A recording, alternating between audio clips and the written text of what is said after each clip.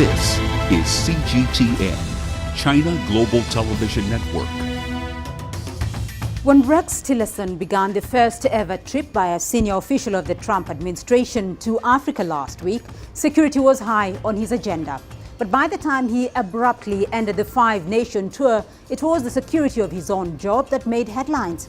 It came at a time when the U.S. has been trying to reset its relations with Africa. Meanwhile, China has also said it will deepen ties with the continent based on a win-win model. Tillerson cautioned Africa against being financially dependent on one country, but this was before he was fired by the U.S. president. So what happens now to the outcomes of the meetings Tillerson had in Africa? And where does this leave the state of U.S.-Africa relations under President Donald Trump? I'm Beatrice Marshall. Welcome to Talk Africa.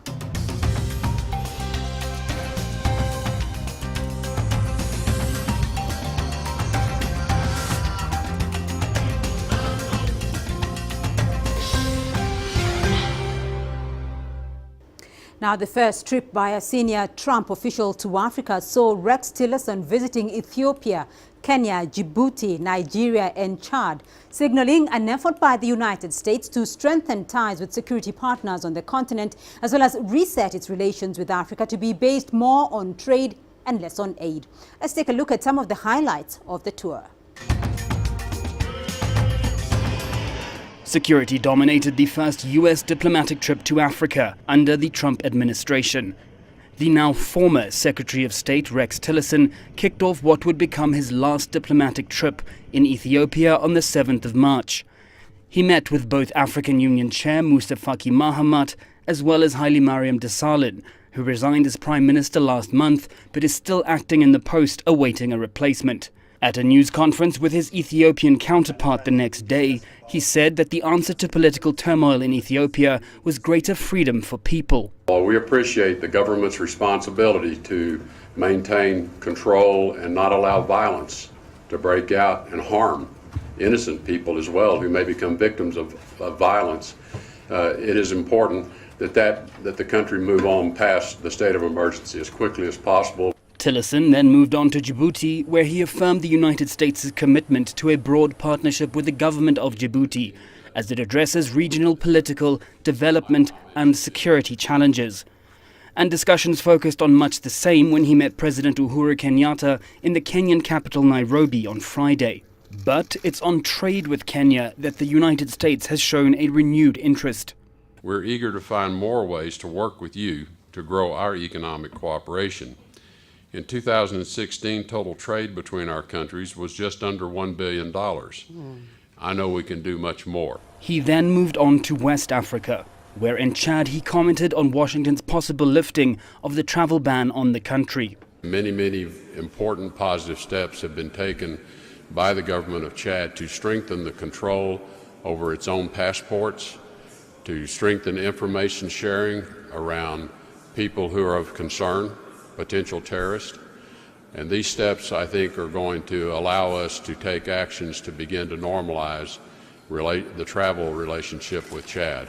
After meeting Chadian President Idris Deby, Tillerson concluded his trip in Nigeria.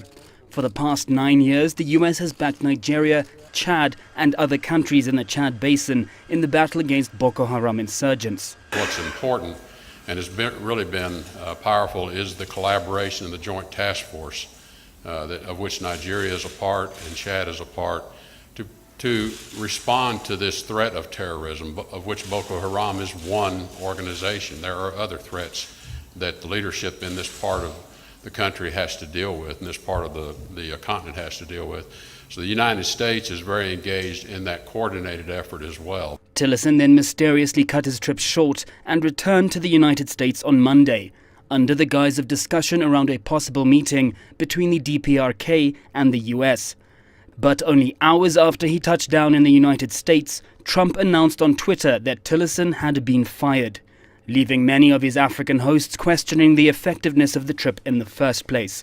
Matthew Edwards, CGTN.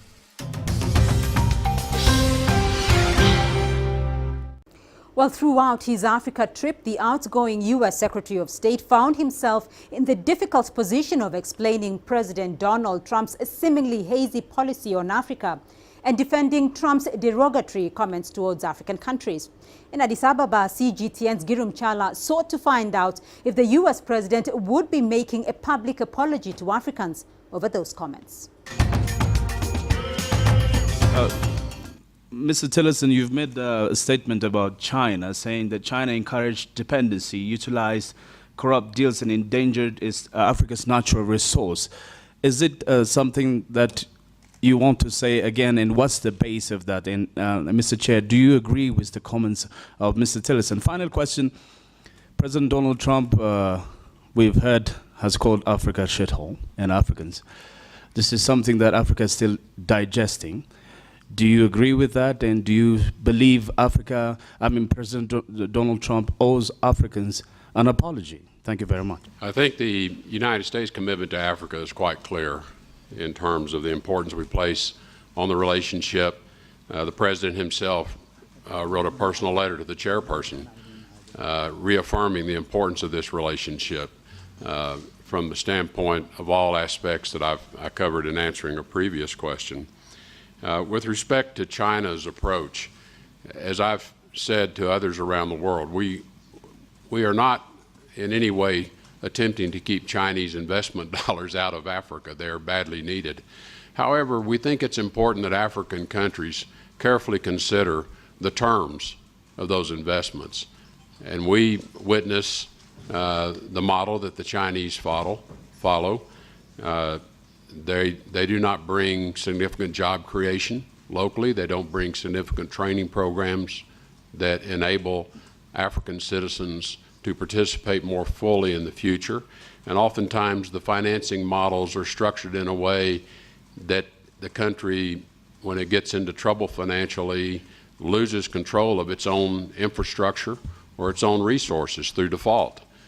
So our message is for countries to consider carefully what the terms of those agreements are and not forfeit any elements of your sovereignty as you enter into such arrangements with China. We welcome Chinese participation, but we hope they will follow international rules, international norms, and respect the sovereignty of countries and respect the need to develop the citizens of those countries and create a future for the people of those countries as well. I think the Africans are mature enough to engage in partnerships of their own volition, which will be useful for the countries and the continent. So there is no monopoly. We have multifaceted, multifarious relations with parts of the world. We know where our interests, and it is all full awareness. I think that is most important. Well, CGTN's Girum Chala also sat down with the Chinese ambassador to the African Union, Kwang Weilin. He spoke about Sino-African trade and called recent comments by the outgoing U.S. Secretary of State on China's investment on the continent disappointing. I think that the statement is very disappointing. I certainly the statements are not true. I think, as I said earlier, that there is a proverb in China. Only your feet can tell you whether your shoes fit you or not. I think it is the Africans who can say whether this kind of relationship is beneficial to them or not. The fact that China has remained the biggest trading partner for Africa for the past 9 consecutive years tells you something, right? And I believe that more and more African countries are interested in enhancing cooperation with China, in attracting more Chinese investments. So, because they have benefited a lot from the relationship, because they think the Chinese investments have done good to their economy, to their people. That's why they are so interested and so eager to enhance their relationship with China.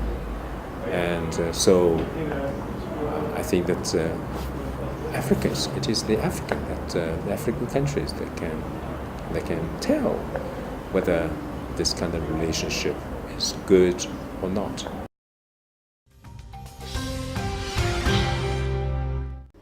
We're going to take a short break now, but when we come back, we'll have more insights into the state of U.S.-Africa relations under President Donald Trump. Stay with us.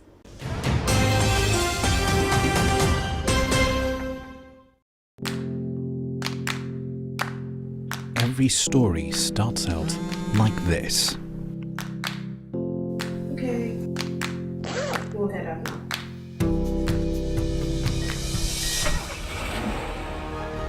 But beyond the rush of the numbers, there's always a more fundamental question. What happened? Who has been affected? When market-moving decisions are made, who's responsible and why? Let's get some reaction on ground. Joining us in Johannesburg is Sumitra Naidu. Hello, Nairobi. Well, of course. This is how all stories begin.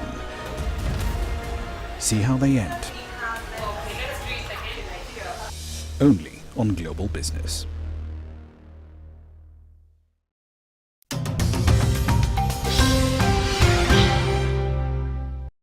Welcome back to Talk Africa. And now to offer further insights into the state of U.S.-Africa relations under U.S. President Donald Trump, I have expert guest standing by in Philadelphia, Michael Jones, former White House speechwriter for President George H.W. Bush and Africa policy expert at the Heritage Foundation.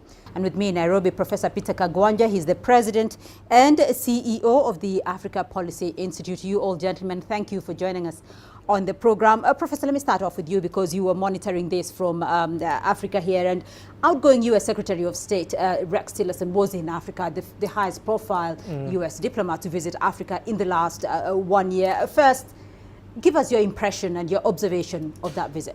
Well, I followed Tillerson's visit to Africa keenly because it came against the backdrop of another visit early this year by the Chinese foreign minister.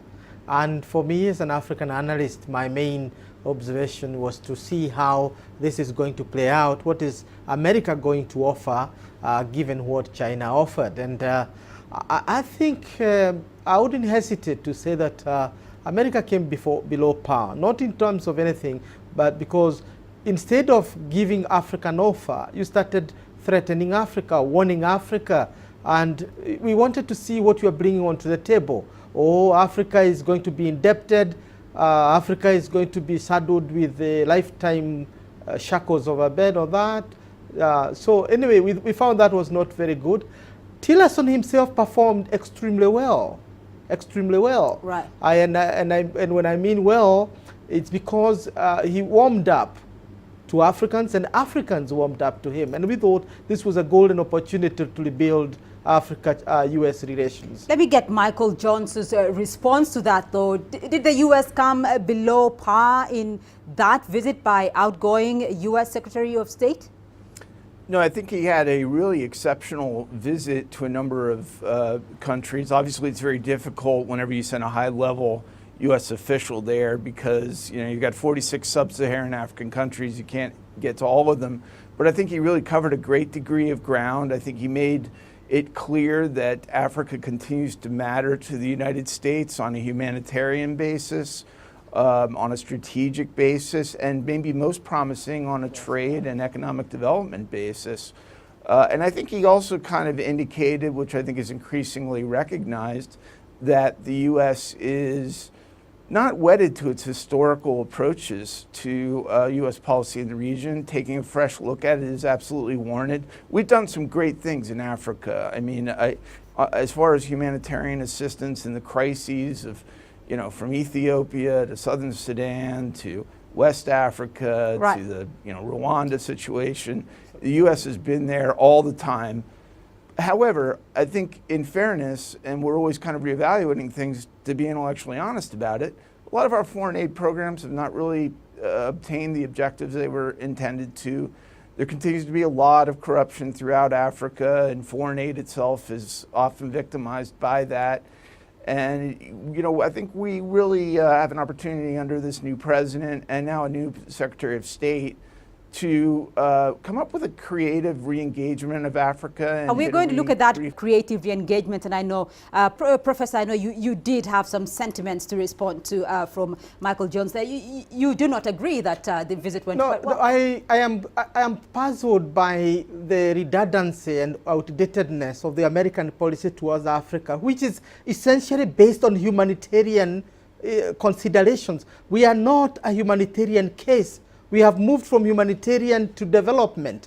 So when in the 21st century, Trump's administration still want to hamper on these humanitarian assistance, corruption and all, it is still the old image of Africa in American foreign policy that Africans are children, grown-up children who need to be looked after. They need to be taught morals about how not to be corrupt. And this angel-like attitude of America is not helpful because they are themselves in a crisis. Right, Michael Jones, your response? And therefore, this issue about this humanitarian assistance, we don't want humanitarian assistance. We want development to look after ourselves.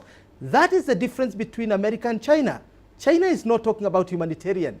China is not talking about corruption and helping Africa. We'll deal with ourselves. We are not babies. Right, Michael Jones, your thoughts?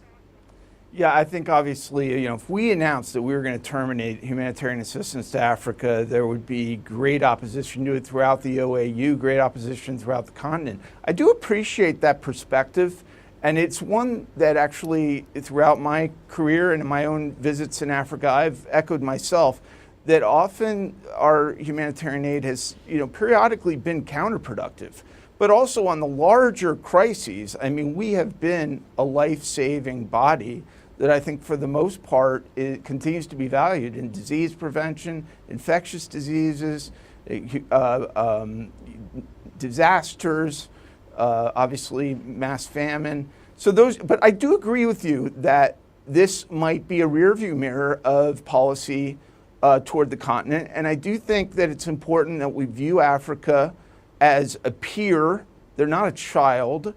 And it's important also that Africa and the individual dozens of countries that comprise sub-Saharan Africa really get their arms around these crises themselves. Let me just come in here. It's not an unreasonable point that our... Let me just come in here, Michael, because I know Professor does want to respond to that. And moving away from just humanitarian assistance as well, Tillerson did talk about trade and security issues as part of the agenda for the United States. That is what we wanted to hear more from the United States. And in last visit by President Obama, he was very clear about what area America want to focus on, technology, particular IT technology, close the link between Africa and Washington. And it was very clear and targeted.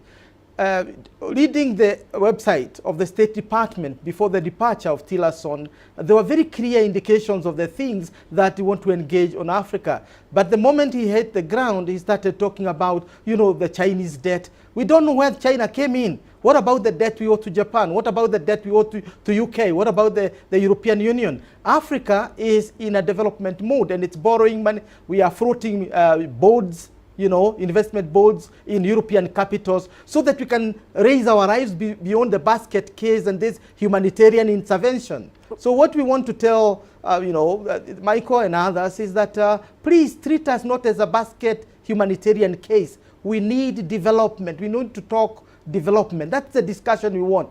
Think tanks in Washington are concentrating on Africa, the old image of Africa as disease-ridden, humanitarian case, right, basket case. We want to have a positive view about Africa. Right. Michael Jones, this is similarly obsession by Washington with China's footprint on the continent. Why is the U.S. concerned about that? Well, I think because we're starting to articulate in a much more open way, which hopefully is going to end in a constructive resolution, a lot of broad concerns that we have with our relationship in China. Now, you have two very different levels of engagement between what we're doing in Africa and what China's doing. I mean, we have really tried to promote market economies in Africa. I think it's our view, and it's the view of many governments that we've worked with, that that is the ultimate solution to allowing Africans to be empowered to acquire property, to to hire employees, to be able to invest in businesses and potentially sell them, or to have private equity involved. I think the China approach, which I'm not criticizing, but it's a more centralized approach, it's a more government-to-government approach. There hasn't been the history of engagement in support for some of these reformation efforts that I think ultimately lay the foundation on which Africa's development lies. I mean, so if the foundation is not solid, I think the concern that that Tillerson raised is about the way that China is going about it and the debt that's being imposed on Africa, as part of this. And there would be different ways to potentially finance this from China's perspective. Is that justified, though, Professor Kagwanja? I mean, you're hearing the views from Michael Jones. Is there any basis for that justification? Let me say this, that as an African, I'm not bothered about what the U.S. interests are. I'm not bothered about what the Chinese interests are in Africa. I'm bothered about the added value each of the investor or African partner is bringing onto the table. What worries me about America's foreign policy under Trump is that it is obsessed with China, and we are the people who are inviting the Chinese. I was in the previous Kenyan administration and went to Washington and New York and asked the officials and investors to come and invest in a railway. They said no. They told us to refurbish our old railway. We went to Beijing. They said yes. And now we have a railway. We can move from Nairobi to Mombasa in less than 6 hours. Our railway is booked up to April. Now our cargo is will be moving from Mombasa to Kisumu in a cheaper cost. This is the kind of debate, this is the debate we want to hear about what is America going to base its engagement with Africa on. Not lecture about how we should behave with China or how China should behave with us. That's very patronizing. We want to hear when the Secretary of State, the next one, comes to Africa, let him tell us this is what America is bringing onto the table, not telling us how we should behave. Let me put that, though, to Michael Jones.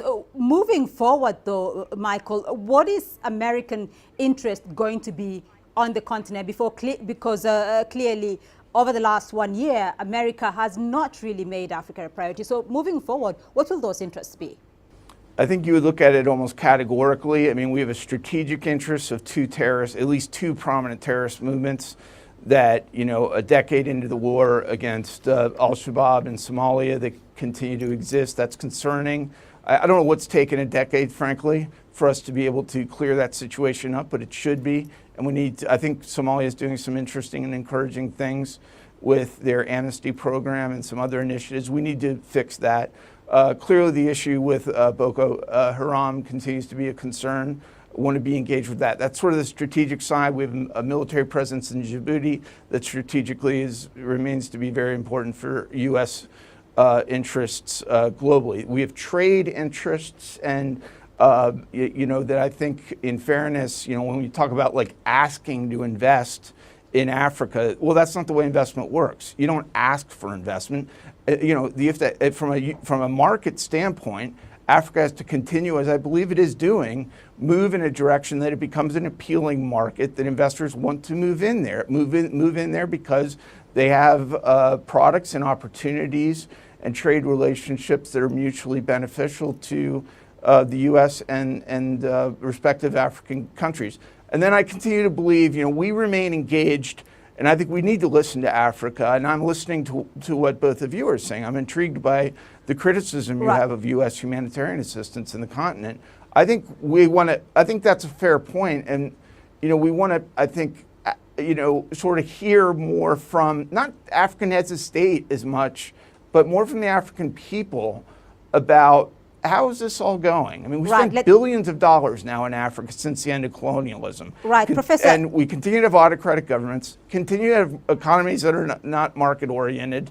What can we do a better job of? And I think we really want to do a little more listening there than preaching. And Professor, look forward to some creative, maybe new approaches. There's an incoming Secretary of State, and of course, Rex Tillerson had already sort of like set a blueprint for some engagement with the continent with his visit, though. Is it realistic now, though, to say that there is going to be a change or there's going to be a more enhanced U.S.-Africa policy with an incoming Secretary of State? We expect the incoming Secretary of State to basically work on some of the issues that were agreed upon. On a very positive note, one cannot forget that America is investing a lot. I mean, the American citizen and American taxpayer for security in Africa, Somalia, South Sudan, and elsewhere. And we cannot overlook that. And therefore, the incoming Secretary of State must continue to deepen engagement with Africa in regard to creating an enabling environment for investments and development. But in terms of development, trade, and the system, I think Americans need to have a more nuanced engagement with Africa. It has to revisit its own pillars, its own precepts about what Africa is and what Africa is not.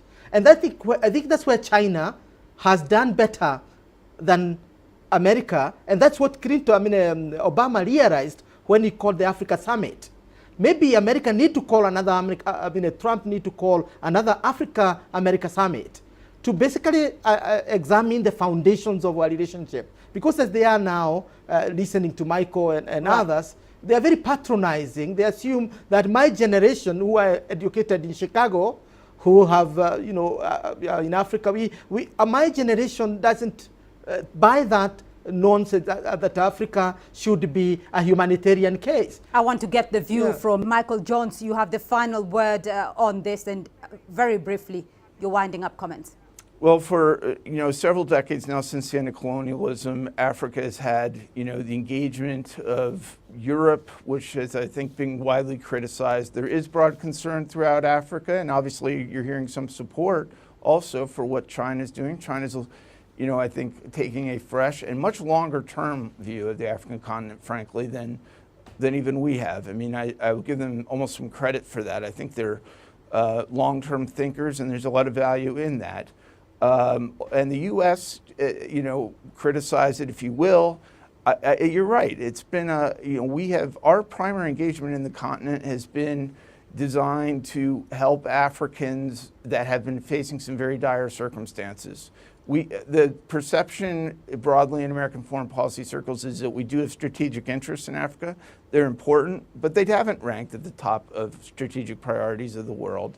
And so I think right now, really in the trade and development areas, the biggest opportunity exists for the United States to work in really trying to foster it. Because Africa is already a huge marketplace for trade. It could ultimately be one of the largest in the world.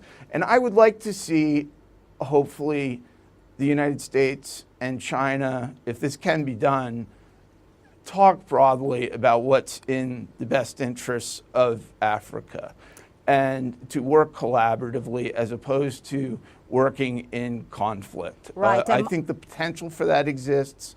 I know the aspiration for it exists. It's obviously more difficult done than said, but I do feel that would be very important if it could be accomplished. Michael Jones, we're going to leave it there for the moment, but thank you all very much for being on the program. That's all we have time for this week. Thank you to my guests for their insights in Philadelphia. Michael Jones, former White House speechwriter for President George H.W. Bush and Africa policy expert at the Heritage Foundation. And with me in Nairobi, Professor Peter Kagwanja, President and CEO of the Africa Policy Institute. You all, thank you very much, gentlemen, for joining us on Talk Africa. Remember, you can join the conversation online through Facebook, Twitter and YouTube, and join us again next week for more Talk Africa. From me, Beatrice Marshall, it's goodbye.